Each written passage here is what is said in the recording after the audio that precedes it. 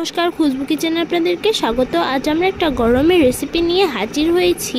রেসিপিটা হলো ক্যান্ডি মোজেতো। এই মোজেতোগুলো অতিরিক্ত গরমে খেতে খুবই সুন্দর লাগে, আর এটা বানানো খুবই সহজ, আর এটার জন্য খুবই কম উপকরণ লাগে।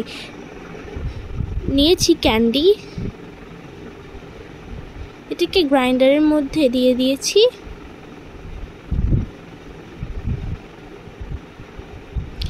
এটাকে গ্রাইন্ড করে নিয়েছি। চলুন, এটা গ্রাইন্ড করা হয়ে গেছে। দেখুন, এটা একদম পাউডার হয়ে গেছে। এরপর আমি এরকম একটা গ্লাস নিয়েছি।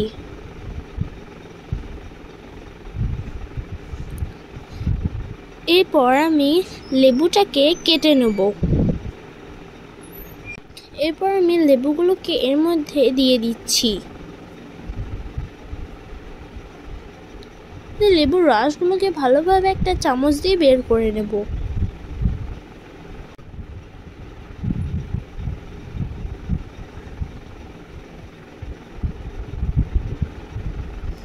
গ্রাইন্ড করা চকলেটগুলো এর মধ্যে দিয়ে দিচ্ছি। এরপর দেখছি স্প্রাইটের বদলে আপনারা লিমকাও নিতে পারেন। এরপর আস্তে আস্তে করে ঢেলে দিচ্ছি।